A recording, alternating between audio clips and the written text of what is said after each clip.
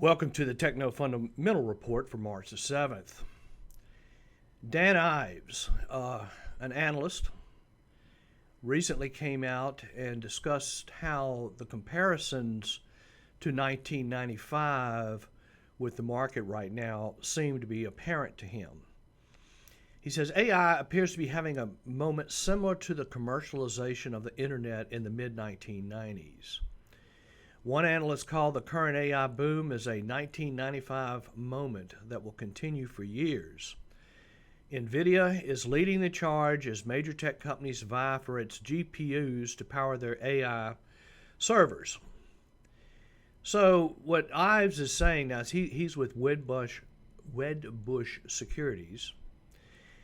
And so if you go back and look at Cisco systems, because I can remember 1995 because I was there.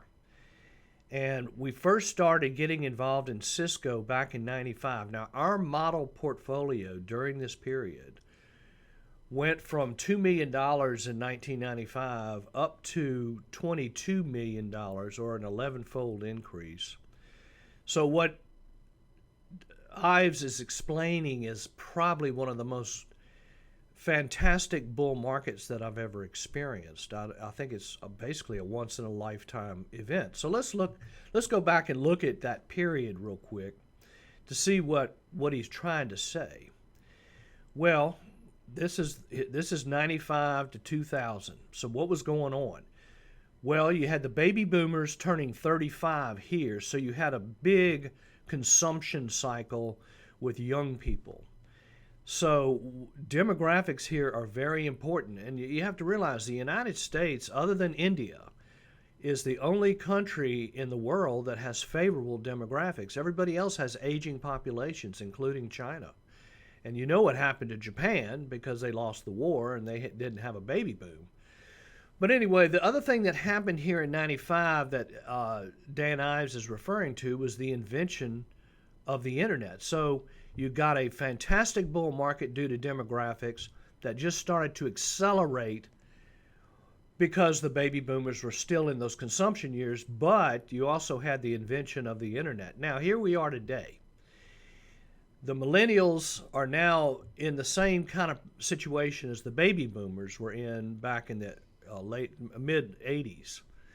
Now, what's different here, too, is what he's pointing out is that we've got a new invention. We've got AI. So you've got that catalyst to keep this market going. So if he's correct, and we're getting ready to have we got 5 years of really exceptionally good bull market. But, you know, other than the millennials and the demographics and the invention of AI, there's one other thing going on here that a lot of people aren't thinking about. The baby boomers now are retiring, and they all have 401ks and IRAs and retirement plans, which back in 95, that really didn't exist. So we've got really three catalysts here that could drive this market higher. So here's NVIDIA, just to kind of take a quick snapshot of it. It continues in a very powerful uptrend. You got a little bit of a buying opportunity in here with some consolidation, then a breakout. As of this morning, it's breaking out again to an all-time new high. So is NVIDIA the next Cisco, and is this 1995? Just a question to think about.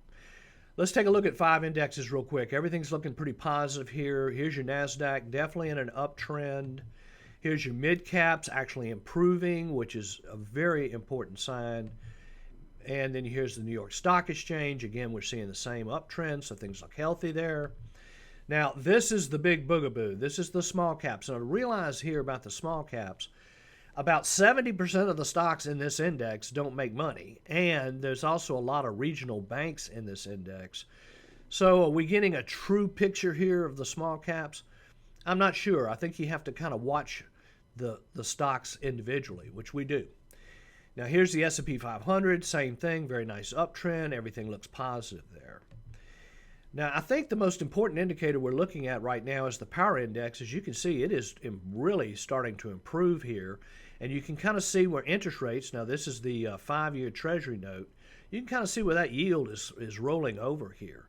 So the power index takes into account time, and it takes into account price movement. And it's basically saying now that interest rates have peaked, that we're not going to see higher interest rates right now. Now, we could next week, but right now that indicator is telling us that interest rates are headed lower. Now, on the power index, not the power index, the aggression index, which we're comparing the NASDAQ to the consumer staples, I did mention that this has been a dramatic up move here, and that we're probably going to see some consolidation, kind of similar to maybe what we saw in here, or even in here. I'm just saying it is extended, but it's definitely on a buy signal and definitely very positive. Now, back to the small caps, I did want to mention, on a relative basis, the small caps are underperforming. We all know that. But on an absolute basis, they actually kind of are starting to break out of a consolidation here. So, we'll just have to see. But the Russell 2000 is breaking out of a box that it's been, pretty much confined to. So again, you got to hope for these small caps get going. Now, I want to talk a little bit about the bear market. Now, we had a bull market in 21, which was basically led by electric cars, anything to do with electric cars, anything to do with clean energy, solar, so forth. Well, that all peaked out, and then we had a bear market in 22, which was probably one of the worst bear markets I can remember. This was not fun. Now, we went through a bear market, and then 23, I believe, you have to realize things like NVIDIA went down 70% in here. I mean, it was a major drop. But then all of a sudden we get a transition year going, which 23 looks like a transition year. We're starting to rally, consolidating. And then this is, by the way, the semiconductor stocks, and you can see that they appear to be the new leadership. So is this year going to be the year of determining that? Well, we'll just have to see, but it looks good. I wanted to take a look. A friend of mine sent me his watch list the other day, and anytime you have a watch list that you would like me to take a look at technically, be happy to do it. Anyway, this is his watch list. I took a couple of them out of there. I just wanted to mention Amazon. That's one he likes. You can't argue with it. In an uptrend, it certainly dominates its business, but realize now, Amazon, the main business that they own, called AWS, which is web services, is their big moneymaker.